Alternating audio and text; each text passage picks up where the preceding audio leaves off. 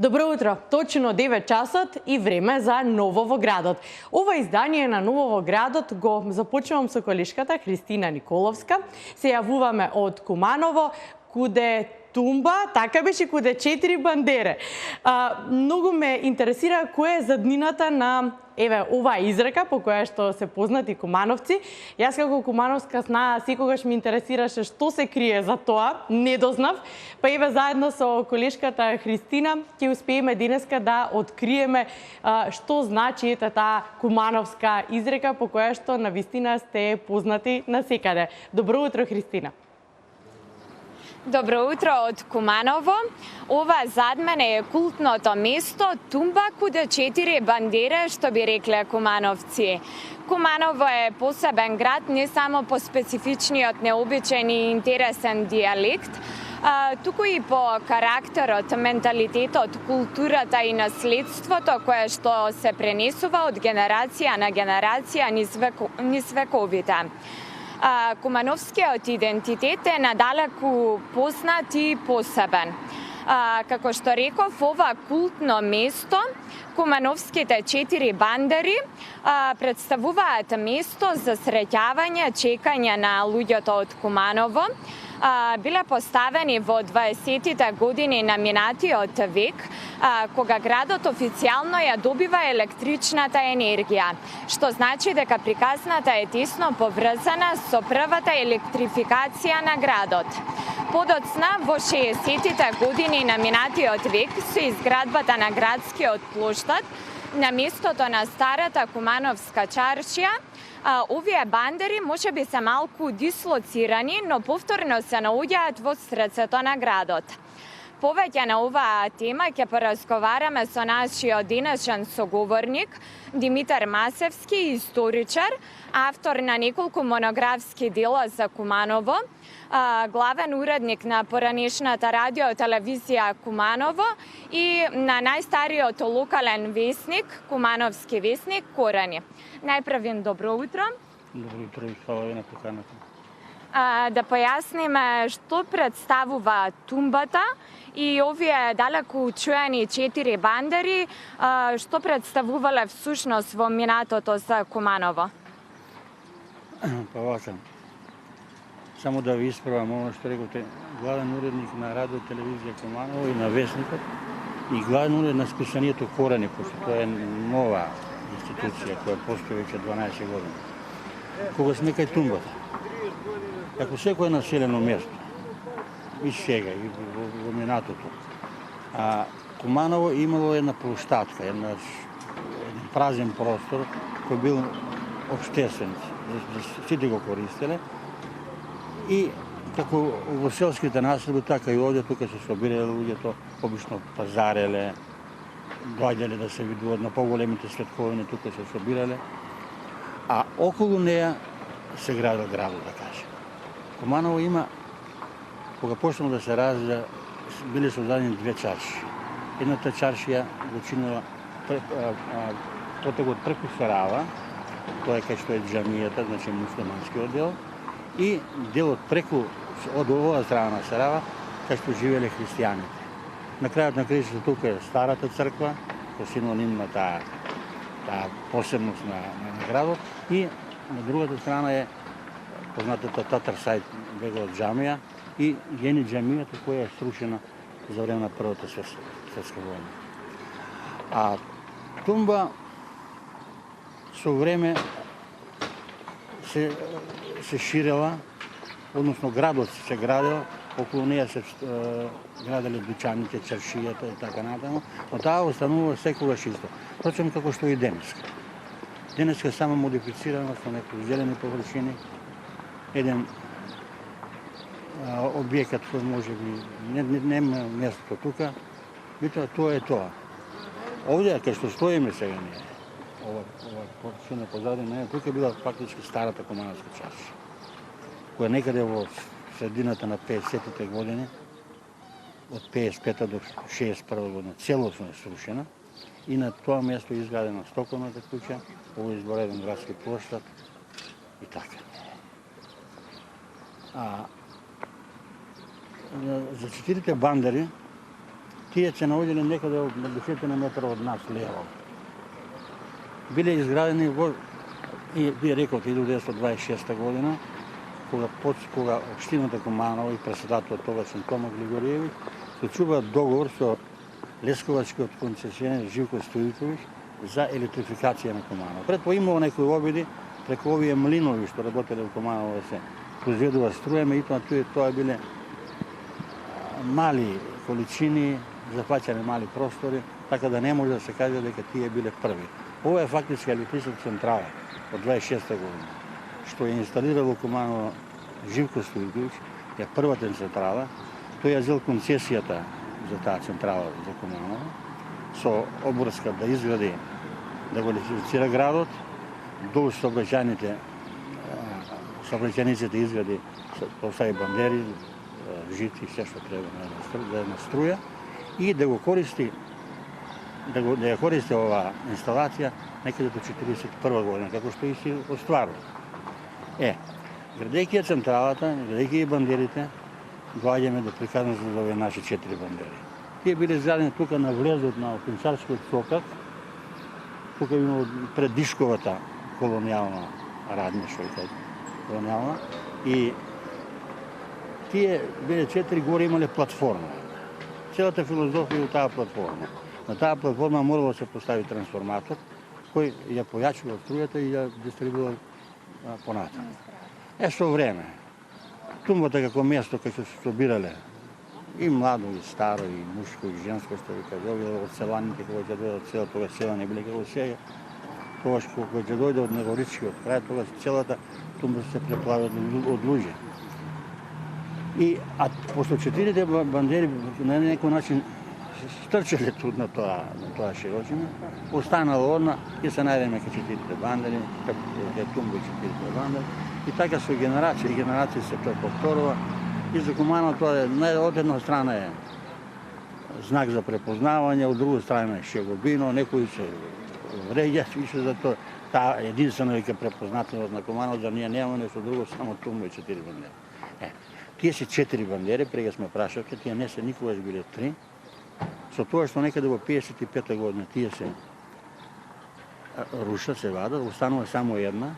И таа некаде функционира до 61 година, додека не се сруши целата чаршија. Тука се гради стоковната куќа и тогаш и таа бандера ја снема и фактички Куманово со тие бандери расчистува. Пред 10 години, градоначалникот на општината го изгради ова спомен обележие на тие 4 бандери што е позади нас, фактично да подсетуваат на тие денови кога Куманово раснало и се развива. Интересантно кога сме кај ова, такова рушење на градот. Градот доживува две тие генерални реконструкции на некој начин. Првата била по ослободување на по создавање на кралството на србите, хрвати и словенци 19 година. Кога доаѓаат србите на овие простори, наоѓаат една страшно заостаната средина со мали приземни анадолски типови на куќи и тие почнале на интензивна градба. Тогаш се изградени Кумановската општина, ова што е гледаме сега тука. Тогаш се изградена околијата.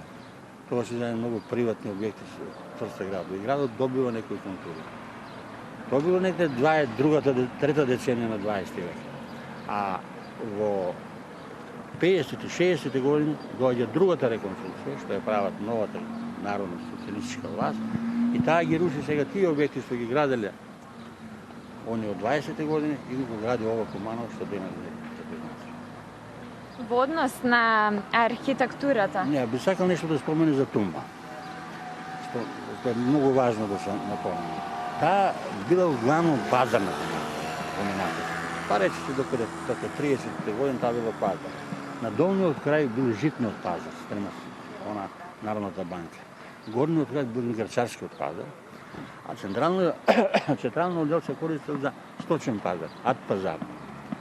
Многу е важно да се мови дека Кумановскиот сточен пазар бил најсилниот пазар во Румелија, во тогашна Европска Турција. Тука доаѓале трговци од сите страни на регионот, да кажем, сега се чека регионот, и пазареле, и затоа и Куманово подоцна, ако влеземе во некоја категорија на занаети, ќе видиме дека тие најразвиени биле занети кои биле поврзани со оно што е богато сточен пазар. Тумба е тоа битно да се напомне. А потоа у Краљевина Југославија тоа бил трк краљ Александра I, подосна станал простат на маршал Тито. Тука биле поредени сите во овој потек сите кумановски чебапчилници и оние мезалукчи работилници. Куманово е чувано бар по тоа мезалук и друго. Овде биле на сви страни биле кафеани, дучани и така натаму. По некои евиденција, од 1887 година, Куманово имало околу 270 дучани, што трговци, што занетчиски, што угостителски. Некаде пред Втората светска војна, тоа има од 900 до 1000 дучани, исто така. Значи, силата на градот била во тоа индивидуално занимавање на население и тие ја создавале оној профит на градот. Затоа тоа би било она што е, тоа е една ширина, видите сами една убава ширина, која не претрпела никакви измени. Сега некаде во 60-те години, прво се направи на местото на таа ширина, која беше поплачена со камен, а потоа со коска, се направи еден убав споменик на револуцијата, со бел варовник и со 3 камени блока, а на горниот дел е она горда Македонка на Коста Радовани. Потоа се види дека се сгреши, пошто самиот камен беше многу едноставно, сончево и топло многу, па се ангажира градските татко некаде во 70 години, тоа се руши на некој начин и се изгради овие зелени површини, која мислам денес го краси. Студио? Кика, многу интересно, морам да признаам, навистина, по фотографиите кои што имавме можност да ги видиме, додека разговаравте, имавме можност да видиме како бил ноќниот живот некогаш во Куманово. Ајде малце повеќе за тоа. Повторно, култното место, збиралиште беше куде 4 бандере? Така, ги интересира од студиото во врска со ноќниот живот, шетањето по чаршија во минатото во Старо Куманово. Дали тогаш се собирале тука, како го минувале времето? Вака, јас сега пред 2 месеци имавме промоција на една публикација, моја таа публикација, Кумановска кафеена се вика, во 20 век. Значи, обработена е таа материја од гостителството Куманово од 20 век. Од турските анови, од почетокот на 20 век, па се до имаше една култна кафе-бар 3 секунди на познатиот кумановски кошаркашки работник Нини Ларевски. И тука негде завршуваме фактички со сукцесија на Југославија. За насловна страна на книгата, може да покаже, одбравме 2 работи кои се карактеристични за Куманово. Едната е хотел Куманово, кој е најрепрезентативен хотел во Куманово до 61 година, изведен е 30 до 61 година, а доле е комплексот Стар Мерак, младите го викаат сега Касапски круг, кај што се наоѓа она култна градската кавана Корнет Бабацана. Како се занимавале старите кумановци? Старите кумановци биле многу големи љубители на кафеа. Дори во една книга на Киро Бабаруза, кој Тунгу 4 бандери, така се вика книгата, тој вика кумановци ги сакал кафана зашто не ги весели. Значи тие сакале да одат во кафеани, биле весели и убаво вели еден автор, еден пишеник, ако сакаш да ја осетиш, почувствуваш душата на градот, тогаш побарај у кафеани. Не можеш да најдеш дома, кафен. Тука се отвора човекот, тука ги покажа сите своји карактеристики. Освен кафеаните, како што го спомнав од Куманово, кој е било секогаш опремено, наводи да кажам, со добра музика и пејачка, кој е било мека за снафите посебно. Јас како дете се сеќавам татко ми, меѓу другото, освен во овие чебапчилници, после од маршал Тито, не водел во Куманово, кој што беше чувано по таа работа. Друга работа што е имало Куманово за разлика од денес, тоа се двете, тоа е комплексот Вруча гора, кај што биле 2 ресторана, едниот ресторан бил ресторант Вручевода, до него бил пансионот Вила Вера, тие денес постојат и се во функција по национализација вратени на собствениците, а друг комплекс на кој јас се многу слабо сеќам, тоа е комплексот Голем парк, кај што имаше посебна кафана, кермес се викаше, паркот по тополите беше опширен со сијелици во разни бои и тука обично за време викендите старите семејства кумановски со децата шетат као на корза. Тоа се незаборено, што за жал се тоа отиде во минатото, велат, било паланка, па имало тие работи, метрополите тоа не може да го има. Се вадат овие што не ги прават тие работи. Вручевода било исто така многу интересно место за посет и штета што Куманово после толку години, додека сите градови во Македонија кои има мала врска со бањите, направија нешто, бањски комплекси и така натаму, да отидете на наше Вручево, тоа е катастрофа. Значи, тоа е извореден хотелско-рекреативен комплекс со изворедна вода, остана така неискористен, сега го разделија, специализира и така натаму. Значи има многу места. Имало и денес има, предпоставувам. Имало. Денеска се дислоцирани на сосема други работи, например, спрема крајот на Новорично, таму се етно село. Јас во интерес на времето ќе ви се заблагодарам за разговорот. Се надевам дека ќе имаме можност да снимиме некоја репортажа за овие интересни теми. Сега ни преостанува само да ги поканиме сите да ја запознаат душата на Куманово во кумановските мејани и да ги видат овие култни места. Јас само на крај сакам да додам поглед дека немавме време да кажем. Посебно јас во секоја прилика, тоа го и пишувам.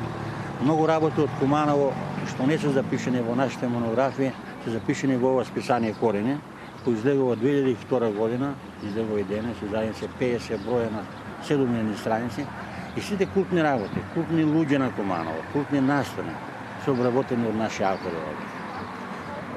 Кога спомна во списание Корени, посебно сакам да потенцирам за кумановската архитектура, која е многу богата со неокласичен елемент. Во Куманово рускиот академизам, така го квалифицираат овде, кој ни го дона рускиот инженер Владимир Антонов. Кој Куманово работи од 1925 како општински инженер, знаете, она бегајќи пред Црвената револуција, Белоградејец и така натаму, дојде Куманово, бил примен за општински инженер и го спроведува првиот урбанистички план на Куманово и гради најубавите објекти во Куманово, Занечуцкиот дом, Кинската зграда, Кровната конструкција на Светлана, многу приватни објекти што ние сме горди и го сместиме на 5 најзаслужни кумановци на 20. Ви благодарам уште еднаш. Студио? Кика дефинитивно ова заслужува една репортажа и убаво што спомена, еве, да најавиме дека може такво нешто веќе да очекуваме од тебе. Ти благодарам што ни одгадна некои култни места што значат во Куманово. Ти посакувам убав и успешен ден, а од Тумбаку де 4 бандере одиме во градот на конзулите, но претходно ќе направиме една кратка пауза и не очекува веќе колешката Ана Трајчевска од Битола.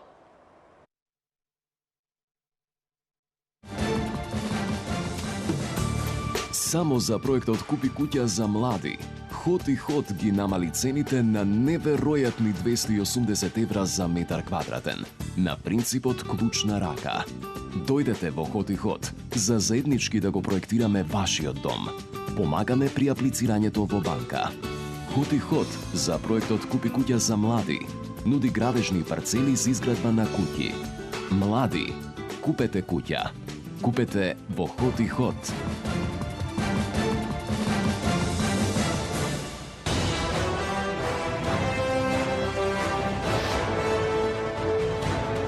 Повеќе од 20 години ние го обновуваме минатото. Ние ја градиме иднината. Трансмет.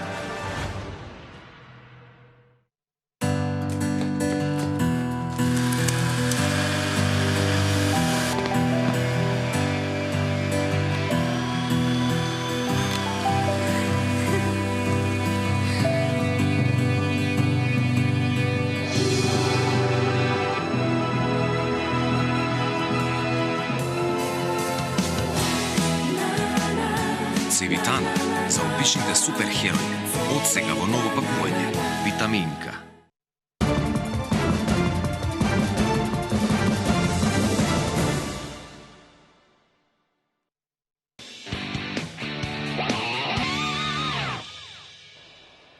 Во градот на конзулите, основното училиште Стив Наумов ќе се пофали со високи достигнувања на учениците. Ана Трајчевска со деталите.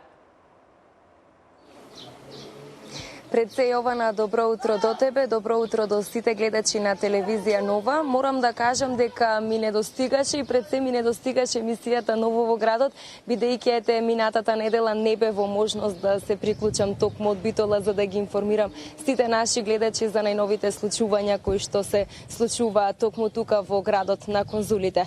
Слободно можам да кажам дека основното училиште Стив Наумов од Битола учебната година 2015-2016 може да ја опише или да ја оцени како многу успешна година.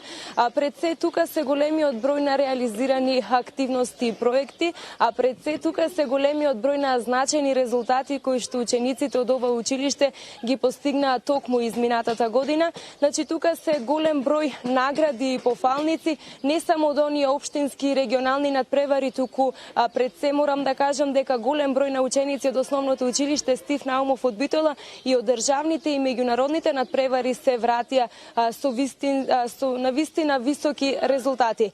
Мојата колешка Елизабета Кочева Јосифовска разговараше со дел од наградените од основното училиште Стив Наумов, па затоа јас предлагам да го проследиме разговорот.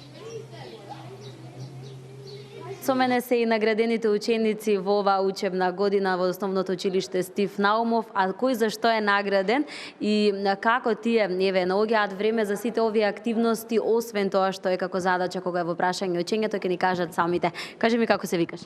Јас се викам Евгенија Јовановска. Евгенија, ти кажи ми во што ти освои прво место? Јас освоив прво место на народна техника по астрономија. Какво искуство беше тоа за тебе одењето по надпреварите? Па, убаво беше искуството. Мислам ми беше прв пат да учествувам на народна техника и да земам вака прво место. И беше едно многу убаво искуство за мене. Се наоѓа ли време, освен она што е како задача која што мора да се исполни во текот на учебната година и за вакви активности, кога се во прашање и надпреварите и останатите работи? Да, се наоѓа и секој може да учествува, да се најде време. Ти кажи ми како се викаш? Јас сум Никола Козаревски. Еве, Никола може да ни ја покаже и дипломата и ќе ни кажи зашто е освоена оваа диплома. Оваа диплома е освоена на регионалниот надпревар по фототехника. Веќе втора година ми откако учествувам.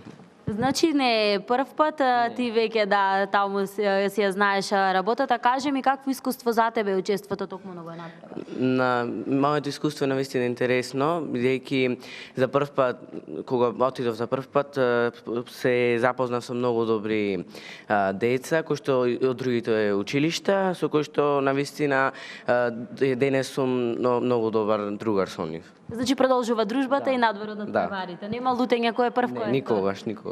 Ти кажи ми како се викаш? Јас сум Викторија Јовановска. Викторија, зашто е твојата диплома? За трето место на кино-видеотехника од народна техника. Кажи ми ти како помина кога ве беа надпреварите, беше ли напорно, како ти наоѓаш време за подготвување кога се во прашање надпреварувањето и учењето? Па ако се сака, сепак може да се стигне и да се научи да се учествува, бидејќи ова е како една активност со која ние во суштина се релаксираме од учењето. Значи имаме време за ова. Немав никакви проблеми со надпреварот, сепак исто така, беше како една активност за мене. Освен подготовките од ваша страна, тука секако се значи и менторите кои што ви помагаат. Да, ни помогнаа, ни кажаа како совети како да изработиме, бидејќи јас сум на кино-видеотехника. Наставничката ме упати како да го направам филмот, како да изработам и така. Дали може би токму тоа ќе биде и твојата идна професија, иако се уште е рано да зборуваме за тоа? Па може би, не знам. Ова представува макета од, како да кажам, лендер или слетувач на комета, од една мисија наречена Розета, чија цел беше, да се слета на комета и да се истражува општо за кометите и за тоа. Предпоставувам тебе ти е ово оно што го сакаш, истражување, вакви роботи, правење некои си работи со електротехника, не знам ни што има внатре. Така? Па за правење вака роботи, не знам, не се интересирам до толку, но интересно ми е, но за техниката се интересирам.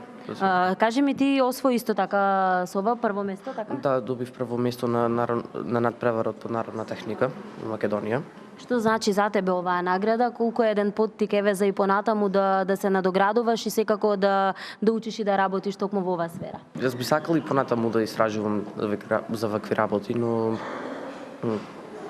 ќе видиме понатаму што ќе донесе иднината. Да. Така, има време се уште. Ти кажи ми како се викаш? Јас сум Леонид Сајков. Леонид, има диплома за? Хемија, освоена прво место на државен надпревар. Кажи ми, дали хемијата е твојата најголема љубов кога е во прашање училиштето? Па, јас би рекол да, бидејќи тоа е мојот најзабавен предмет и омилен. И јас многу сакам да го изучувам. И посебно со експериментите и обидите што ги изработуваме. Јас многу се забавувам и мислам дека можам и ова да продолжам да го правам и понатаму. А ти кажи ми како се викаш? Марко Крстевски. Марко, да ја видиме дипломата твоја. За што е? Дипломата е за пеење на државен надпревар, исто освоено прво место. Го имаме идниот пејач, значи овде со нас, така? Да, може да се каже. Кажи ми колку неве пеењето е твојата најголема љубов, се уште си мал, но токму за ова професија, еве, како што велат нели од мали нозе треба да се работи, колку ти се гледаш во иднина токму како пејач? Па добро, јас се гледам во иднината како дека ќе станам добар пејач, но има време, ќе можеби нешто друго ќе ми се допадне и Младци, уште имаме време, така? Колку менторите ви помагаат и во пеењето, еве во сите овие активности што ги имате во училиштето? Па добро, тие ни помагаат да ни кажуваат како да испееме брзо, бавно, грешките ќе не ги поправат и вие ги слушате нормално, така? А во хемијата како е? Мора да се слуша што ќе каже менторот или наставникот? Па да. Посебно бидејќи хемијата е тешка наука и има многу работи кои што не се лесни да сватат, но благодарение на менторите, тоа нас ни е појасно и полесно за изучување. Ана, што треба да има еден ученик, по кој критериум станува првенец на генерација? Така и ова на предскоро време, токму во основното училиште Стив Наумов од Битола беше избран првенецот на генерација, а за годинава, односно за најуспешна, беше избрана ученичката Јана Видановска од 9-то оделение. Морам да кажам дека овој избор се прави по претходно утврдени критериуми, односно се гледа успехот на ученикот од 1 до 9-то оделение, потоа се гледа редовноста, поведението, учеството на надпревари од различни области, исто така се гледа учеството во спортски надпревари, како и учеството во различни проекти, реви, изложби, конкурси и слично, и оние активности, нели, што се надвор од наставата. Затоа зошто Јана е токму добитник на оваа награда и што представува ова за неја, јас предлагам да слушнеме токму во продолжение од првенецот на генерација од основното училиште Стив Наумов, Јана Видановска. Ова за мене значи голем успех и доказ дека за се и потврда за се што сум учела и сум се трудела овие 9 години и сега ова е како награда за мојот успех. И не е само учењето, значи овде во прашање, како што каже и директорката, кога се во прашање критериумите, многу дипломи, многу пофалници, како ти успеа, како најде време за сите овие работи да ги стигнеш? Јас учествував на надпреварите во математика и англиски и мене од секогаш ме привлекувале тие предмети и заради тоа со помош на спремање од страна на менторите, јас и дома со плюс повеќе спремање, јас многу ми изјави љубов математиката и англискиот и заради тоа се сакав да учествувам на такви надпревари и за среќа имав успех. Ајде за крај една порака до сите оние деца, до сите оние ученици кои што секогаш велат дека нема време за се, има време за се, може да се стигне. Да, значи доколку се има волја, може да се направи се и така со повеќе труд и со многу вежбање може да се направат големи успеси. Токму така, со труд и со вежбање, да, може да се направат големи успеси. Верувам дека и наставниот кадар навистина многу се гордее со достигнувањата на учениците, тоа значи дека и нивниот труд вродува со плод. Вие разговаравте, чина ми, со директорката на училиштето, што вели таа за достигнувањето на учениците од Стив Наумов? Така е, Јована, пред се морам да кажам дека од основното училиште Стив Наумов во Битола велат дека се многу горди на сите овие големи успеси кои што ги постигнаа нивните ученици. Се разбира од секоја област, а од друга страна велат дека тоа се должи пред се на континуираната она настава и она континуирано учење кое што го имаат самите ученици во текот на целата година. Најдобро да ја погледнеме изјавата од директорката, да видиме подетално на оваа тема што мислат тие. Имавме реализација односно уредување на задниот дел од училишниот двор. Проектот беше започнат. Имавме две фази од проектот направено. Имавме поставено водна мрежа, ископ на бунар, комплетна инсталација на водоводната мрежа имавме електрична инсталација. И тука некако работите беа до втората фаза доведени. Во третата фаза веќе поставивме бехатон плочки, значи ги изведовме патеките, па би можеле и вака да ви представам за појасно да изгледа. Значи, ова е еден функционален двор ќе биде задниот дел од училишниот двор, бидејќи знаете ние од сите страни сме обкружени со улици. И нашите дечиња практично од училишниот двор излегуваат предниот дел од училишниот двор, каде што нема многу место за игра, бидејќи има две игралишта за кошарка и за ракомет. Немаат многу можност да го поминуваат времето во едно катче каде што ќе бидат згрижени, навистина каде што безгрижни и ние и родителите ќе бидеме дека нема коли, дека се на вистинското место и така натаму. За да направиме еден таков дел во училиштето, ние направивме проект, пак со помош на родителите. Уште еднаш би сакала да се заблагодарам за нивната несебичност, за нивното вложување, за нивниот партнерски однос, затоа што навистина секогаш кога сме ги побарале, биле тука. Секогаш заедно со нас и пред нас одат во идеите и тие ни ги дават што е оно што им е потребно на нивните деца. По заслуга на родителите се направи овој проект, каде што имаме осмислено детско игралиште, значи комплетно се реализирани патеките, направен е кругот и имаме веќе спремна играчката за да се постави во надворешниот дел. Ова е едно детско игралиште каде што малите дечиња ќе можат од прво до петто да реализираат активности. Без разлика дали се од престој дечињата или се излезени на физичко, па ете тука го поминуваат своето време, бидејќи ние сме во исчекување на спортска сала. Нашата спортска сала не може да опфати ученици и од оделенска и од предметна настава, па ете на овој начин дел од активностите за физичко образование ќе ги компензираме и навистина ќе му биде интересно на дечињата и наставниците ќе можат да се изреализираат. Потоа се поставени плоштатките за летна училница и основата на летната училница, што значи дека треба уште во летниот период да ја подигнеме, да ја ставиме на стрешницата и поставена основа за амфитеатар. Исто така, летниот период ќе го направиме амфитеатарот, каде што ќе можеме рецитаторски денови да имаме, значи да имаме некои работилници од ликовно, па имаме повеќе активности кои што можеме да ги реализираме, значи патеки имаме комплетно поставени, тоа е бехатонот и сметаме дека до септември ќе се знаете како ќе оформи надворешниот изглед целосно на овој проект.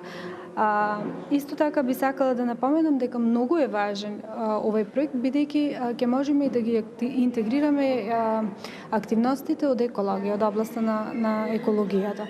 Значи тука децата ќе можат комотно да се држат и настава во летната училница, меѓутоа и да организираат активности за промоција на заштита на животната средина.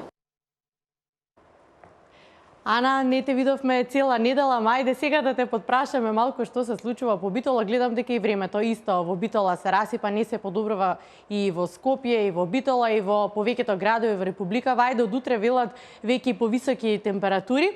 Што имаме да најавиме нешто ново? Па не мора да е од Битола, ајде околните општини, што прават, како се?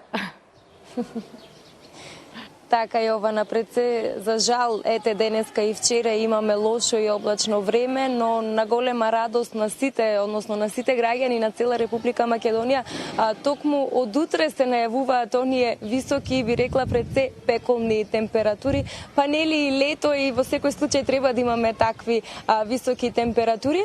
Во Битола се оние тековни настани и активности, во секој случај ете, но она што би сакала денеска да го споделам со нашите гледачи, токму во соседната општина на Битола, поточно во општина Новаци, денеска ќе се одржи свечена седница на Советот. А ете, таа седница веќе е во тек, па се разбира по детал издание на телевизија Нова. Ана, ти благодарам. Ете, времето си го направи своето, временските прилики ни ја нарушија сликата, мораме само на хибрид да те слушнеме.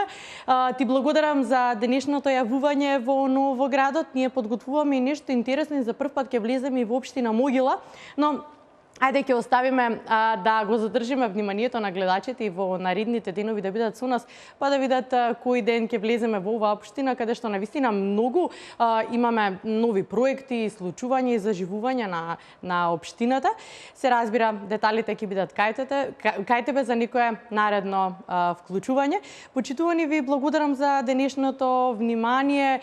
Утре повторно ви закажувам средба, точно во 9 часот, се разбира, ново во градот. А до тогаш, телевизија Нова е вашата фреквенција. Останете со нас.